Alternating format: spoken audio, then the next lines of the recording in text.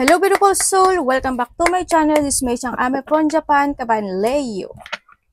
This reading is for you. Tingnan natin ang iyong kalagayan at syempre, always naman natin ginagawa ang taong nakakonect sa'yo. Maraming salamat muna sa mga subscriber, new subscriber, cross-watcher, at sa mga bagong pasok dyan. Welcome na welcome kayo sa bahay ni Ate Aimee. Salamat din sa nakataba ng puso ninyong mga comments. At ano ba to? Sa mga nagpa-personal reading, marami pong salamat. Kung gusto nyo na energy nyo lang talaga, ang gusto nyo makuha natin, all the details para sa personal reading ay nasa ibaba ng video na ito. This is a general reading, Kabayan Leo, kunin mo lang ang sayo at itapon ang hindi naman sayo. Maaring vice versa, energy mo, energy ng person mo, o energy ng malapit sa puso mo. Nangyayari or mangyayari pa lang. Use your own intuition, lawakan natin ang ating isipan. Tandaan nyo, energy reading tayo, ano man ang edad nyo, ano man ang gender nyo, ipasok nyo. Madami kayong energy sa mundo ito. Tingnan natin, Leo. Parang meron ako nakalimutan na ano. Teka lang Ay, naku ate talaga, pasaway sorry ha. Parang may something dapat ako pasalamatan kasi. Siguro hindi siya sa Leo. So, pagkakaalam ko.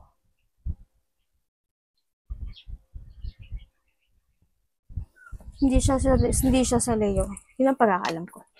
Okay, let's begin. Leo. Tingnan natin kung ano pa mga dapat mong malaman. Siyempre, mamaya isusunod natin ang taong nakakonect sa'yo. Leo.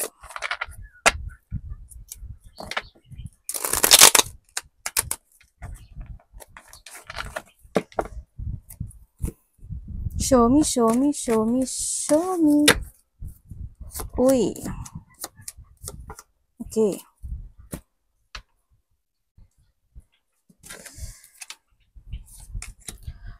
Okay.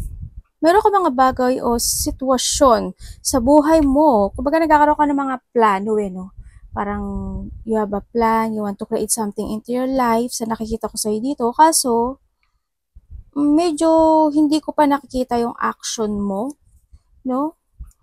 Or maaring yung iba sa inyo, may mga hinihintay pa kayo ng mga bagay-bagay o sitwasyon to resolve sa nakikita ko to. Kasi yung iba sa inyo, you're feeling trapped, you're stuck, feeling emotions, and yung sitwasyon na you are focusing in a painful situation sa buhay mo. So nakita ko dito, parang may mga bagay na nagtitiis ka, nagtitimpi ka, mga ganong sitwasyon sa nakikita ko sa'yo. Pero you need to keep moving to reach your goals. So nakita ko sa'yo, you will be success. No, kumbaga, imbis na magsasucess ka sa buhay mo, napipigilan mo din kasi sa nakikita ko dito, maaring may mga hinihintay ka, no? Maybe you're waiting for an answer, revelation, the truth, or enlightenment. Pero if you accept itong bagay na to at magkikip ka, diba? Tandaan mo, the choices is always available sa'yo, no? Kasi magkakaroon ng pagbabago. Huwag kang masyadong, sa ngayon kasi ang nakita ko sa'yo, parang hindi mo alam kung sa yung direction mo this time. May mga iniisip-isip ka rin, no? Gabi-gabi. And then also, siguro yung iba sa inyo, hando talaga yung wishing come true na magkaroon ng pagbabago in life. Pero nasa sa inyo daw to Kailangan mo na talaga mag-keep moving. Kailangan mo na ngayon na magdesisyon sa buhay na mag-start. Pero merong makipag-usap sa iyo.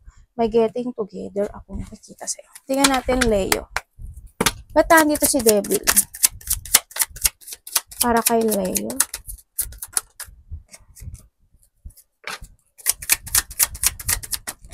Uy. Okay, so nakikita ko sa iyo dito. May mga bagay o sitwasyon na gusto mo nang desisyonan this time, Parang you want to end something into your life o magkakaroon ng mga potential ending sa buhay mo o sa sitwasyon mo, and then magkakaroon ng bagong beginning ng cycle ng buhay mo. Maaring this opportunity or a decision making to make ako nakikita sa'yo. Yun nga lang, may mga bagay na kailangang asikasuhin, may mga bagay na kailangang i-process, i-progress, or i-analyze sa nakita ko. Maaring may mga hinihintay ka pa rin sa nakikita ko dito. Yun ang nakikita ko sa'yo. You're trapped pa kasi sa nakikita ko dito, no? Natatrap ka pa sa sitwasyon mo sa ngayon. Maaring may mga bagay o sitwasyon na pinag-aaralan mo o baka nag-aaral ka o may mga pinag-iisipan kang mga bagay-bagay. Sa nakita ko, maaring you're searching for your direction this time. Nagkaroon ng mga deep wound, nagkaroon ng mga rock bottom or there's a pain, sadness situation. Ako na nakikita sa'yo. Huwag ka lang magpapatrap. You need to focus lang talaga, no? Mag-give ka ng effort. Tsaka mag-take it action and hard work. Mag-commit ka dun sa bagay na yun.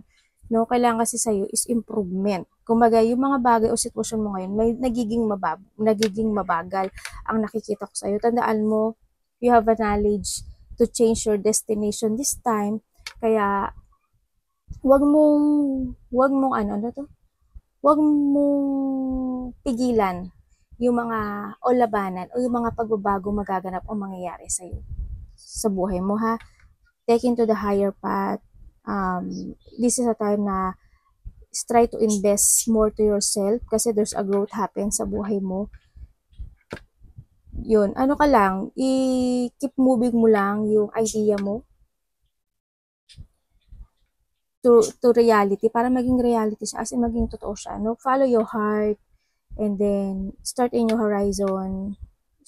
Start to make a decision making kasi susundan ka ni universe. Yan, kumbaga, there's a changes happen sa buhay mo, may mga changes ng fortune mo, may mga cycle, destination, o may mga good luck or good karma happen sa buhay mo this time. Kasi andito si universe, saka dito si angels mo.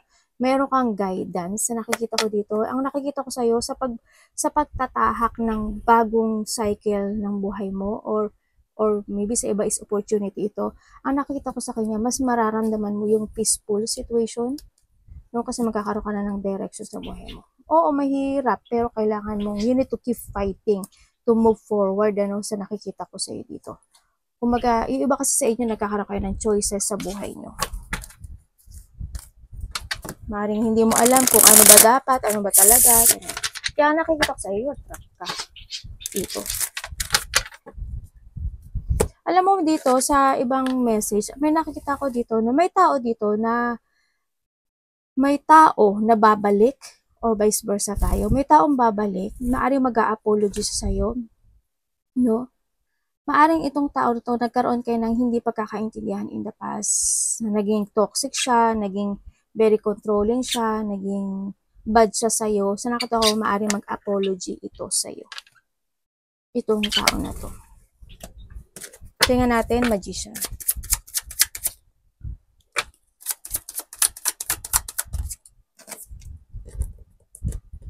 Or vice versa.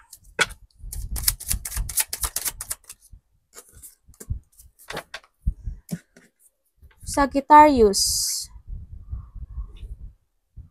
Leo, Taurus, Virgo, Aquarius. Andito lahat eh. Andito lahat. Capricorn, Pisces, Cancer, Scorpio, Aquarius, Gemini, Libra. Ay, hindi. Wala palang ganong ano. Ang fire lang dito is ano lang. Sila, Leo lang. Okay. Okay. Meron ko doon mga makikilalang bagong, merong taong, ano ba to? Bungingat, ano? May mga bagong tao kang makikilala. O may mga bagong tao na magbibigay ng pagmamahal at magbibigay ng suporta sa iyo, no? Yan, may mga parating sa iyo this time sa nakikita ko sa iyo dito. And also, nandito ka na rin handito yung sitwasyon na meron kang isang bagay o isang sitwasyon sa buhay mo na pagpapasyahan this time. Parang handoon yung isang sitwasyon na you creating something new in life. Yun na nakikita ko sa iyo dito. May mga bagay na gagawin mo yung lahat to create yung bagay na yun sa nakikita ko dito. There's a new beginning in life. Also, nandito rin yung nakikita ko na ano eh,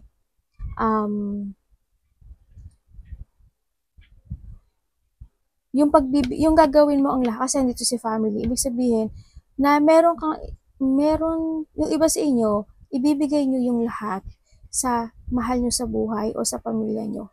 Yung pagmamahal at suporta sa kanila.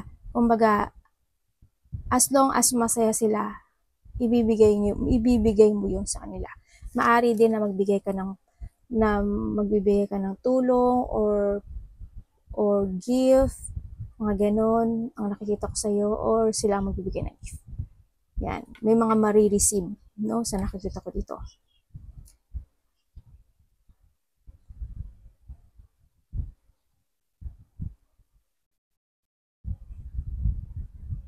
Alam mo, Leo, sa nakikita ko sa'yo dito, nasa sa'yo yung ano nasa sa'yo, nasa sa'yo, ang magic, ang magic ng buhay mo, kung paano ka magsasucess.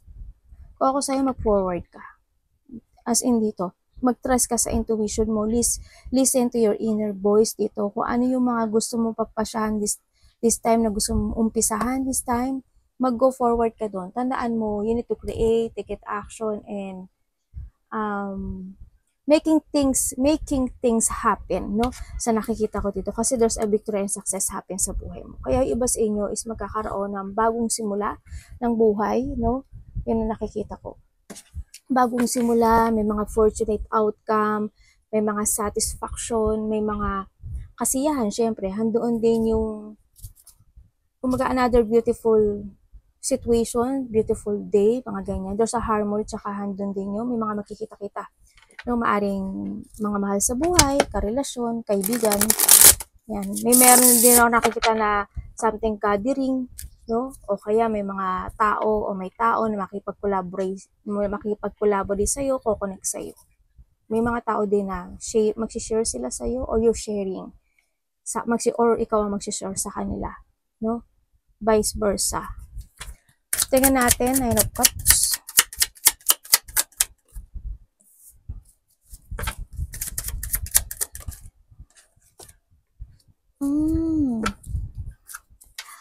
Ano pong ano nito, universe?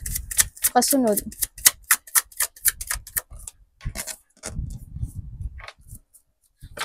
Ano pong ano?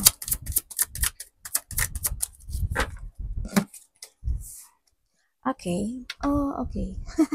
O, diba? Kinausap ko yung sarili ko. O, hayaan niya na si ate. Okay, sa nakikita ko sa'yo dito.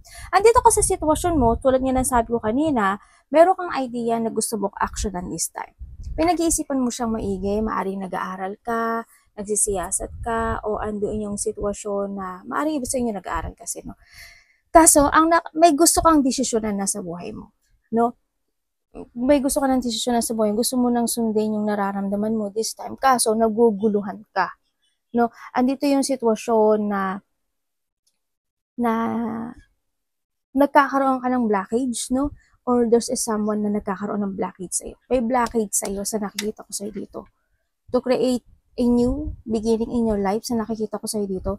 And then, meron din ako nakikita dito na may tao na may puot at galit sa'yo or maaring ikaw ito or siya.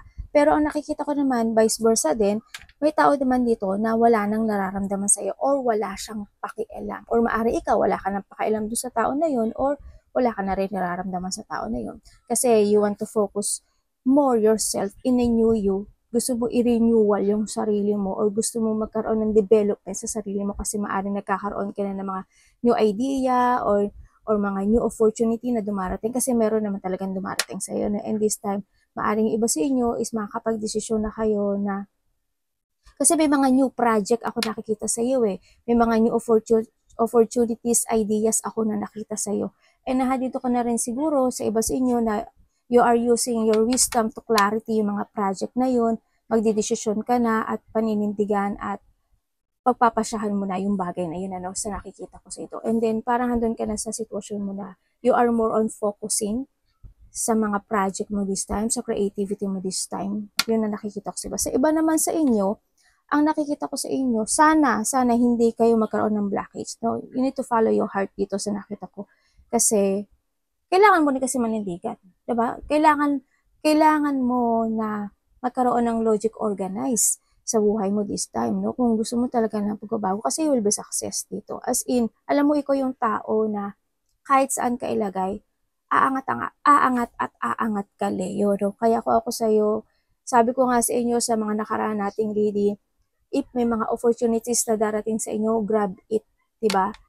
Kasi, ang opportunity na yan, ay minsan lang dumating sa buhay natin. Meron din akong tao na nakikita dito na parang ayaw niyang magparaya, bitter, hindi siya mapagkakatiwalaan at hindi siya maaasahan. Yun ang nakikita ko sa kanya. May tao dito immature, ano?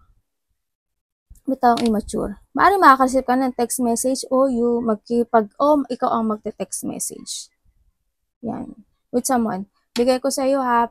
Pisces, Cancer, Scorpio, Aquarius, Gemini, Libra, Pisces, sinabi ko na pala yun. Sinabi mo na yun eh. O nga, no? Taurus, Virgo, Capricorn. Yan. Maaaring kapatid mo, maaaring karelasyon mo, yan. Kung sino man siya. Maaaring, may dalawa kayo. Yung iba dito may dalawang anak. Maaaring anak mo. Yan. Tingnan natin. Pamangkin mo. Yung mga element na binanggit ko. Queen of Wands. Or ikaw ha, ang kukonta ka. Queen of Wands, please yun.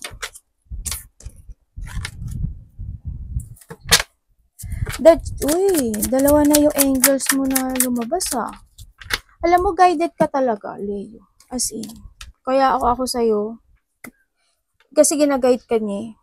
Okay, sa nakikita ko sa'yo dito, andito ka na sa sitwasyon mo na magkakaroon ka ng decision making, kasi 10 na rin, oh.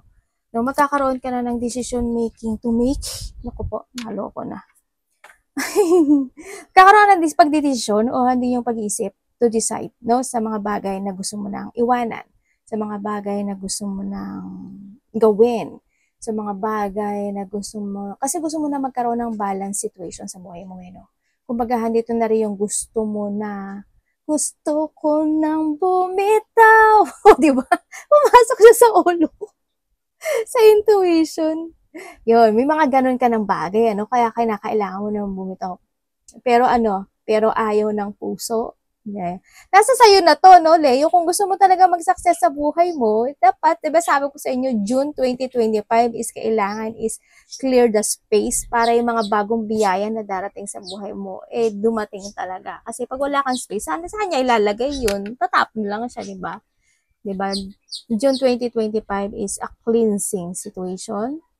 Kung may mga bad habit ka na meron ka, i-release mo yun kasi you will be success this time. Para pagdating ng okay, may mga toxic energy na nakadikit sa iyo, di ba? Para pagdating ng July at hanggang December at next year pa, ay nako po, sabi ko sa iyo, mga laking magbago sa buhay mo, as in.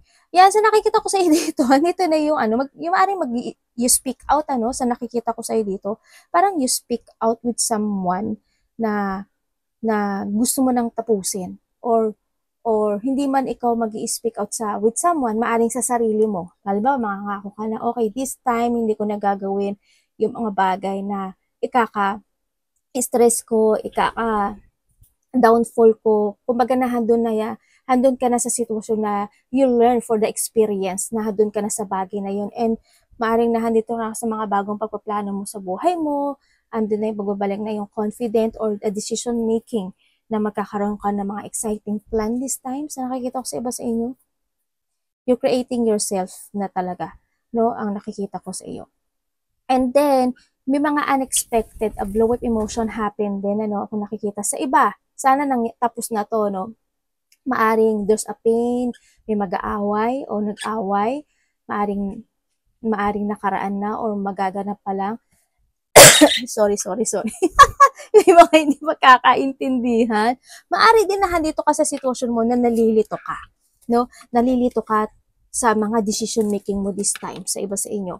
Nandito ka sa sitwasyon mo na you feeling lost, ando yung sadness, ando yung sorrow, ando yung emotional pain na sitwasyon kasi maaring nahihirapan ka kasi may burden, struggle, and problem ako nakikita sa iyo, no? Maari din na nalilito ka lang o may mga depression sa iba. Kuhanin mo lang yung sa'yo doon, may mga depression. Separation also, meron din ako nakikita dito. may separation siya na nangyayari, no? Or mangyayari. Or andun yung sitwasyon na may unhappiness situation. Yun ang nakikita ko sa iba sa inyo.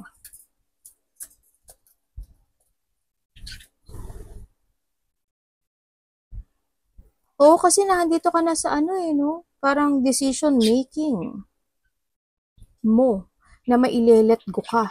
Kumbaga, magkakaroon sa'yo ng transformation or hindi ka man mailelet go, there's a changes happen na mga decision mo this time sa nakikita ko sa'yo dito. Yeah, magdidesisyon ka na. Kumbaga, magkakaroon ka na ng mga new plan, mga new exciting plan sa buhay mo. Mga ganun. Parang you will jump to your passion. Parang may mga gagawin ka may mga gagawin ka ng risk in life. Mag-focus ka dito kasi magiging maganda siya. Diba sa inyo, meron kayong mga kausapin? Hindi ko alam kung there's a group. Ako nakikita dito na maaring may mga pag-uusap, no? Yan, parang group or ilan man kayo. Yan, meron parang ikaw ang magli-lead ba o magsasalita ka or someone, tapos ikaw yung makikinig. Vice versa. Parang may ganun akong nakikita dito. Yun. Tandaan mo, you need to learn from the past. No? Kumbaga, nahandun din yung sitwasyon din na let go the past is done and it's over. Diba? Kailangan mo na talaga na mag-start ng new beginning sa buhay mo. Tingnan nga natin, tao na, kumbaga may mga, may tao na may taong makipag-usap sa'yo. Maaaring makikipagkasundo or there's a union. Ako nakikita dito. Yan. May tao na curious sa'yo, no? Leo. Or vice versa. Tingnan natin, tao na nakakonect kay Leo. Maaaring vice versa tayo, Ano ang nararamdaman mo kay Leo? Tao na nakakonect kay Leo. Ano ang nararamdaman mo kay Leo?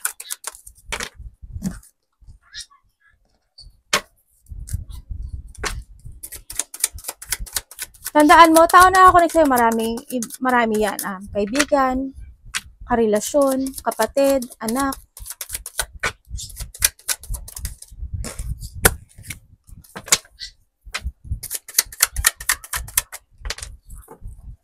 Okay. Sa iba sa inyo, related to sa work. Sa work, sa friend. Yan. Sa iba sa inyo. Tao na nakakonect sa'yo, ang nakikita ko sa dito, may nagmamatsyag Leo, may nagmamatsyag sa'yo. 3 and 3 May nagmamatsyag sa'yo, maaring may tao na minamatsyagan ka sa kilos mo, sa trabaho mo, sa ginagawa mo, sino kasama mo, sino kausap mo. May nagmamatsyag sa'yo. No? Kung ano yung mga ginagawa mo, no? Or ikaw ito, Ang nararamdaman nitong tao sa'yo, Leo, andito yung sitwasyon na gusto niya ng partnership sa'yo. Kumbaga, gusto niya ng union Gusto niya ng pagkakaisa. O sinasabi rin dito na gusto niya magkaroon kayo ng pag-uusap or kumbaga magkasundo, no? Sa nakikita ko sa'yo dito. Sabi niya dito, no? Yang gusto niya magkasundo kayong dalawa nitong tao na ito. Nararamdaman niya sa'yo, happy naman daw siya dito. Happy siya, andun yung sitwasyon na gusto niya muli ng closure or gusto niya muli ng love and support mo sa nakikita ko dito. Gusto niya uli kumbaga gusto niya yung company mo, no? Sa nakita ko dito sa kanya. Kumbaga gusto niya uli na lumabas kayo, gusto niya uli na magkaroon kayo ng bonding, mga ganyan. Kaya nararamdaman niya sa'yo, you are a person na very happy, very supportive, a person na kumbaga ibibigay yung love dun sa isang partnership, dun sa isang connection. Kumbaga, handun yung attraction din naman itong tao na to sa'yo. Kumbaga, you are the person na kaya mo makipag-usap o kaya mo salamuha sa iba't ibang tao ang sinasabi niya dito. Kaya you are the person na para sa kanya is a person na ano ba to? Na Ano yung may peaceful situation? Yun na nakikita ko sa kanya. No? Kaya mabait ka raw. Dito mabait ka. Kumbaga kumbaga ikaw yung tao na pwedeng pagkatiwalaan, kumbaga like a friend, like a co-workers, mga ganyan. Tingnan natin ang intention niya sa'yo. Para connect, ay tingnan muna natin yung ano mo. Layo, anong nararamdaman mo dito? Layo, anong nararamdaman mo sa tao mo?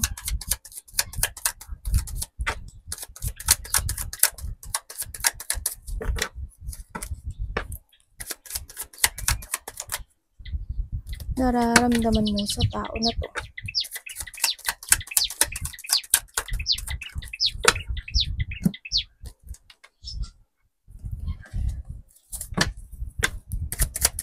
Anong ibig mo sabihin?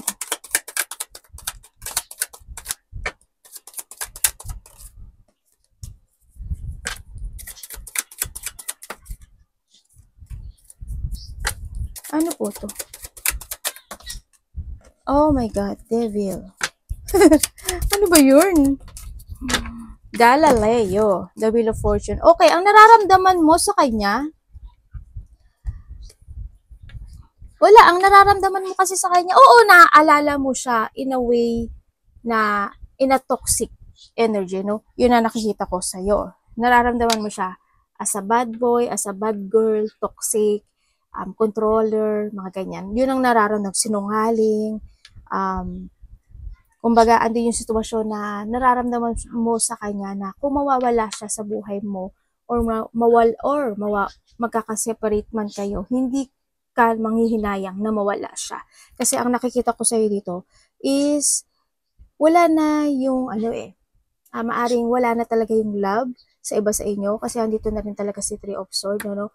Kumbaga, ano na talaga na maaring it's a totally separation ang nakikita ko. Kumbaga, isa na lang siya sa part na memory mo sa buhay mo.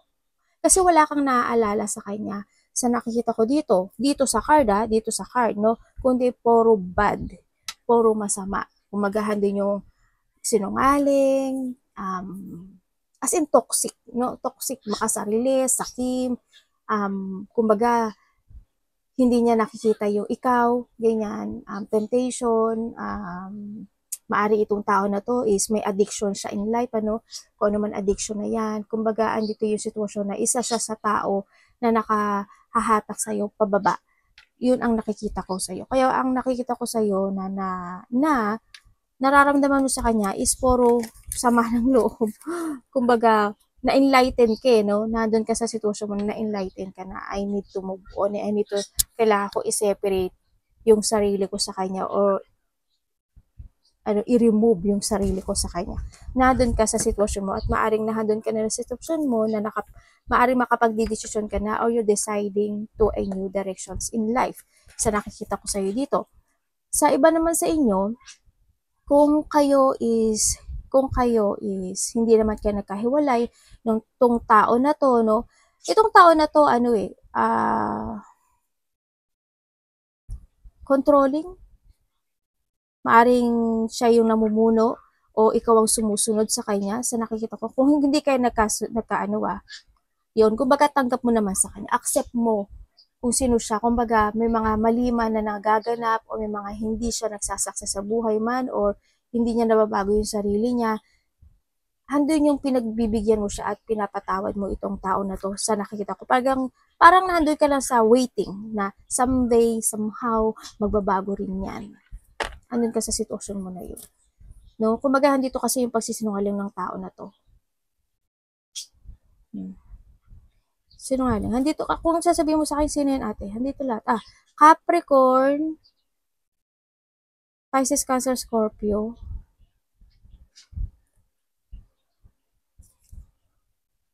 Yun din.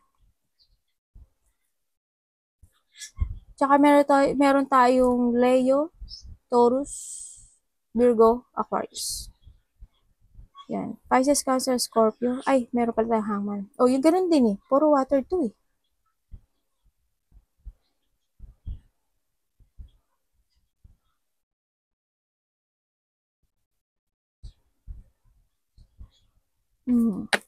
Yun ang nakikita ko. Kung sino man siya sa buhay mo.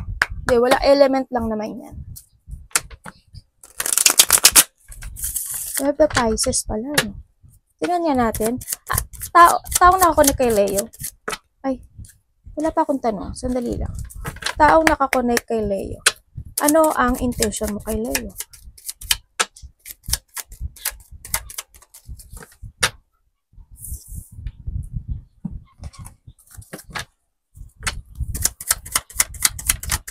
Ano ibig mo sabihin?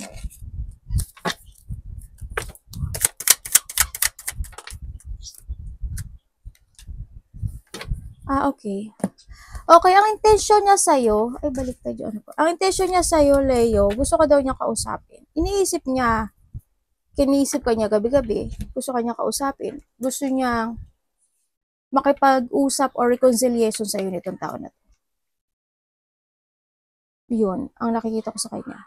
Yun ang intention niya sa'yo. Kausapin ka, makipag-reconciliation. Gusto niya ng peace. Gusto niya ng peaceful resolution in this relationship.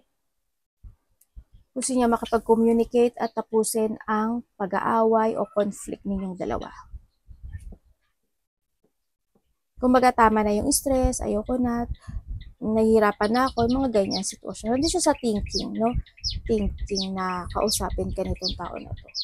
Kasi gusto niya makakaroon ng recovery sa difficult na sitwasyon na pinagdadaan niya. Kasi lagi kanyang nasa utak o naiisip kanya. They feeling trapped, stuck, or under sitwasyon na nabofocus siya sa painful sitwasyon na nangyari. Hindi yung frustration, alam mo ba yun?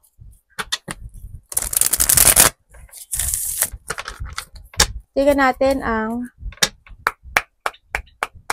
ano yung behavior or action niya sa'yo. Behavior. Tao na ako na kay Leo. Ano yung behavior or action mo? Alam mo lahat ng element na andito. Andito lahat. Wala tayong itatapon. Kung energy niya yan. Anong behavior or action mo kay Leo? Gusto niya ng forgiveness.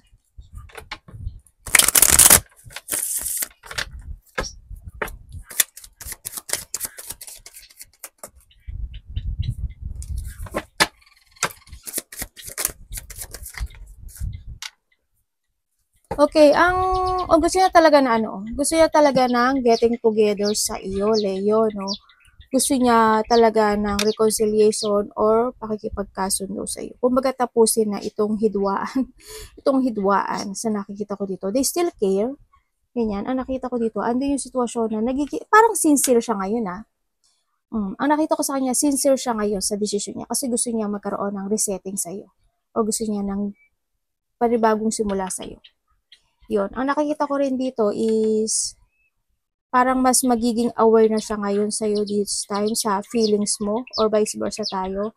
Maari din na nakikita ko na maari may tao rin kasi na maaring kaibigan niya or kakilala niya or ka-family member niya na maaring nagkaroon ng pag-uusap din sa kanila kasi na maging aware ka. Kasi may advice ako nakita dito. Maaring may nag-advise sa kanya na maging aware ka rin kasi sa feeling ng kapartner mo o kay ni Leo. Ganun ang nakikita ko sa kanya dito. Yun.